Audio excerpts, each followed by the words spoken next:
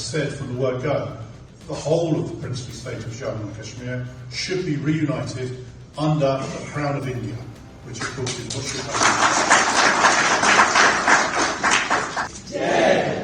Vande Mataram, Vande Mataram, Vande Mataram। नमस्कार, जय हिंद। आप देख रहे हैं मित्र देश और मैं हूं आयुष।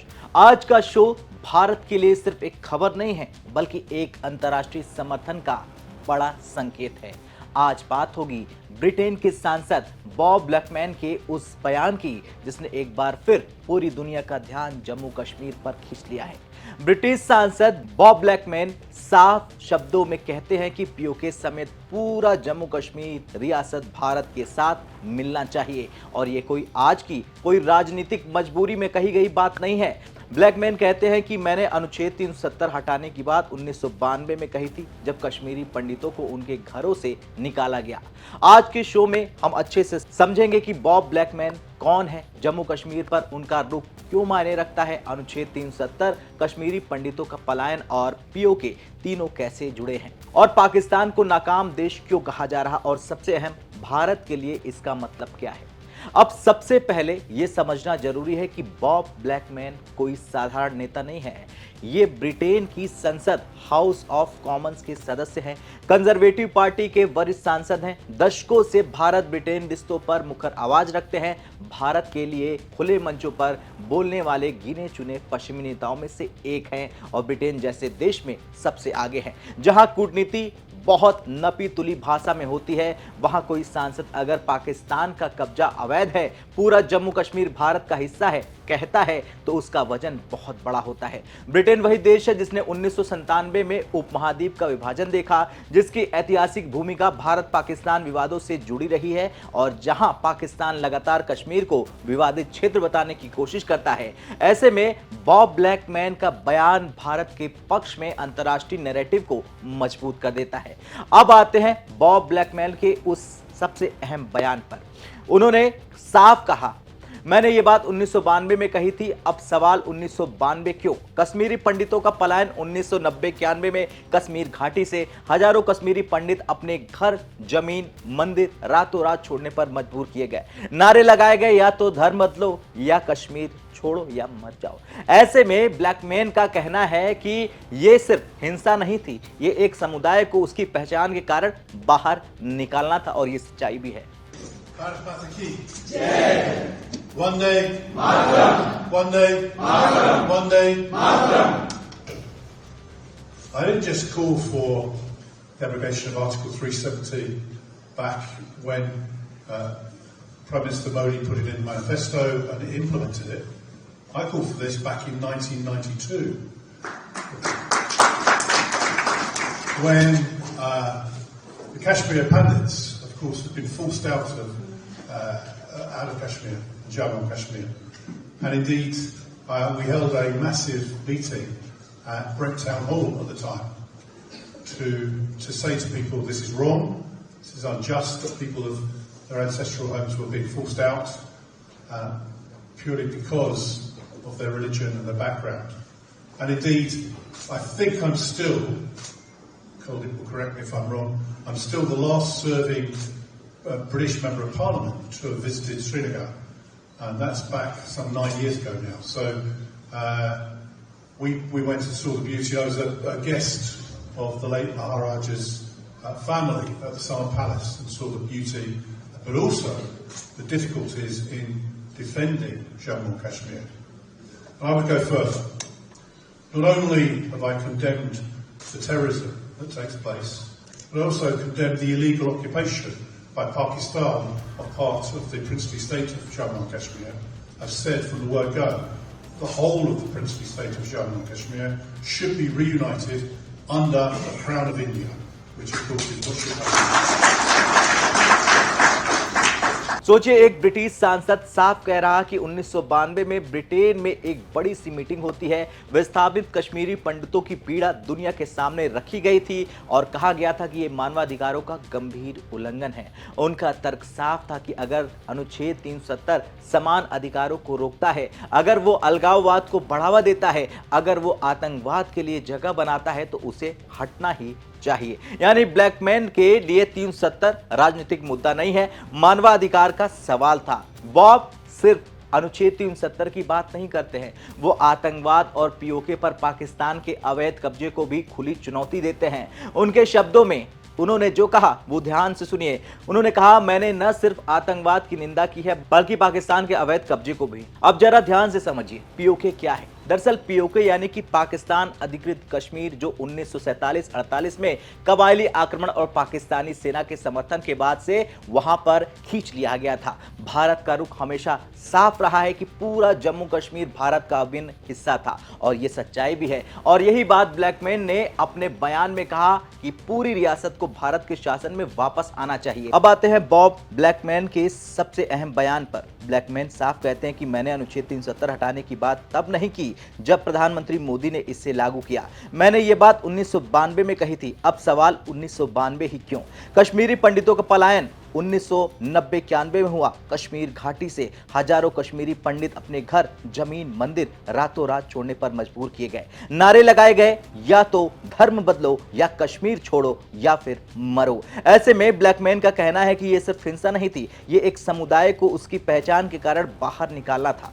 अब जरा ध्यान से समझिए पीओके क्या है। दरअसल पीओके यानी कि पाकिस्तान अधिकृत कश्मीर, जो 1947-48 में कबायली आक्रमण और पाकिस्तानी सेना के साथ एक जमीन पर जबरन कब्जा था। भारत का रुख हमेशा साफ रहा कि पूरा जम्मू और कश्मीर भारत का अभिन्न हिस्सा है और यही बात ब्लैकमैन ने अपने बयान में कहा कि पूरी रियासत को भारत के शासन में वापस आना चाहिए। भारत के इसी रुख की अंतर्राष्ट्रीय पुष्टि हुई। बॉब ब्लैकमैन ने हालिया पहलगाम आतंकी हमले की भी कड़ी निंदा की। 26 निर्दोष लोग मारे गए। ब्लैकमैन ने कहा कि मैं स्तब्ध हूं, निर्दोष लोगों की जान गए। उन्होंने माना फिलहाल शांति है लेकिन हालत नाजुक है और यहीं से उन्होंने ब्रिटेन सरकार से अपील की, आतंकवाद के खिलाफ भारत के साथ मजबूती से खड़े रहो। और ये बयान ऐसे समय आया जब भारत पश्चिम सुरक्षा सहयोग बढ़ रहा है और अंतर्राष्ट्रीय वैश्विक चुनौती चिंता का कारण बना हुआ है। ये बयान ऐसे समय आया है जब भारत पश्चिम सुरक्षा सहयोग बढ़ रहा है, आतंकवाद वैश्विक चिंता बना हुआ है। अब आते हैं सबसे तीखे बयान पर। ऑपरेशन सिंदूर ग्लोबल आउटरीच कार्यक्रम में बॉब ब्लैकमैन ने पाकिस्तान को खुले तौर पर कह दिया कि वो एक नाकाम देश है।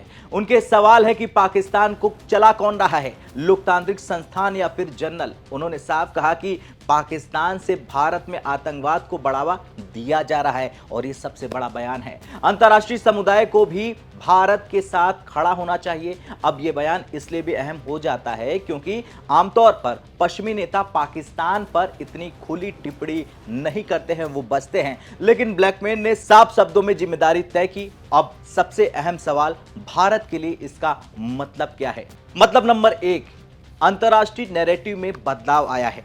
पहले कश्मीर को विवाद कहा जाता था, अब पाकिस्तान के अवैध कब्जे की बात कही जाती है। हर रोज कोई ना कोई कहता है।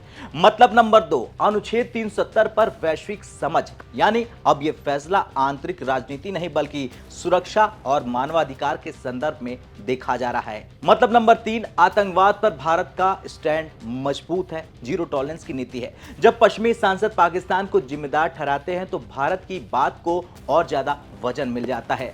अब भारत का अभिन्न अंग है पीओके, ये हम सब जानते हैं। लेकिन चलिए जानते हैं भारत के पक्ष में खुलकर खड़े होने वाले देशों के बारे में। दरअसल पाकिस्तान अधिकृत कश्मीर यानी पीओके, जिसे पाकिस्तान आजाद कश्मीर और गिलगिट बाल्टिस्तान कहता है, भारत का ही अभिन्न अंग है। यह भारत की संसद द्वारा 1994 में पारित सर्वसम्मति प्रस्ताव और संविधान के अनुसार स्पष्ट रूप से लिखा गया है। 1947 में पाकिस्तानी कब्जे के बाद से यह क्षेत्र विवादित रहा है, लेकिन अंतर्राष्ट्रीय स्तर पर ज्यादातर देश इसे विवादित मानते भी हैं और किसी एक पक्ष का खुलकर समर्थन नहीं करते हैं। फिर भी कुछ भारत के मित्र देशों ने अलग अलग मौके पर भारत के साथ समर्थन का वादा किया और जम्मू कश्मीर को भारत का अंग बताया। चाहे वो आतंकवाद के खिलाफ भारत की कार्रवाई हो, मानचित्रों में पीओके को भारत का हिस्सा दिखाना हो या कश्मीर मुद्दे पर भारत की संप्रभुता का सम्मान करना होता है। सबसे पहले नाम आता है संयुक्त अरब अमीरात यानी यूएई। यूएई भारत का करीबी मित्र देश है और आर्थिक सामरिक साझेदारी मजबूत है दोनों देशों के बीच। 2023 के G20 शिखर सम्मेलन के दौरान यूएई के उप प्रधानमंत्री शेख सैफ बिन जायद अल नहयान ने एक वीडियो साझा किया। जिसमें India middle east Europe economic corridor के मानचित्र में पीओके को भारत का अभिन्न अंग दिखाया गया। यह हमने भारत पर आपको दिखाया भी था। यह पाकिस्तान के लिए बहुत बड़ा झटका था, क्योंकि यूएई पाकिस्तान का पारंपरिक सहयोगी रहा है। इस कदम को भारत की क्षेत्रीय अखंडता के सम्मान के रूप में देखा गया। यूएई ने कश्मीर मुद्दे पर कभी पाकिस्तान का पक्ष नहीं लिया है और भारत के साथ रक्षा, व्यापार और निवेश में गहरी साझेदारी निभाई है।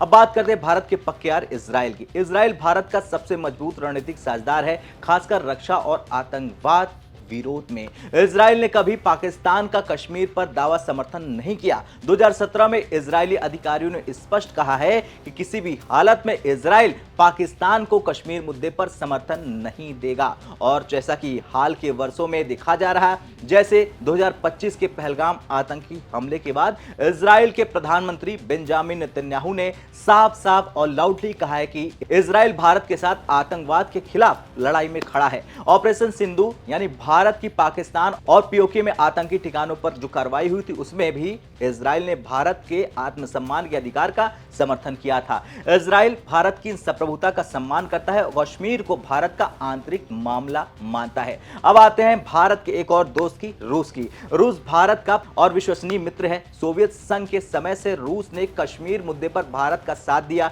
कई यूएन प्रस्तावों को वीटो दिया। वर्तमान में रूस कश्मीर को भारत पाकिस्तान का द्विपक्षीय मुद्दा मानता है और अंतरराष्ट्रीयकरण का विरोध करता है। और कुछ मौके पर रूसी मानचित्रों या एससीओ संबंधी दस्तावेजों में पीओके को भारत का हिस्सा दिखाया गया है और साफ तौर पर बताया गया है। रूस ने भारत की आतंकवाद विरोधी कार्रवाइयों का समर्थन भी खुलकर किया है और पाकिस्तान के साथ बढ़ते संबंधों के बावजूद भारत की संप्रभुता का सम्मान किया है। रूस ने कभी पीओके को पाकिस्तान का अंग नहीं माना है, उसने हमेशा इसे भारत का माना है। अब बात करते हैं अमेरिका की। अमेरिका कश्मीर को विवादित मानता है, लेकिन हाल के वर्षों में भारत के साथ रणनीतिक साझेदारी जैसे कि क्वाड में उसके कारण पाकिस्तान प्रायोजित आतंकवाद की वो निंदा करता है, खुले तौर पर करता है। अमेरिका ने पीओके में अमेरिकी राजदूतों की यात्रा पर भारत की आपत्ति को स्वीकार भी किया है, जैसा कि एक दो हमने आपको दिखाया भी है। और भारत की क्षेत्रीय अखंडता का सम्मान भी अमेरिका करने लगा है। अब अगला है फ्रांस। फ्रांस भारत का करीबी सहयोगी है और रक्षा सौदे में मजबूत साझेदार है।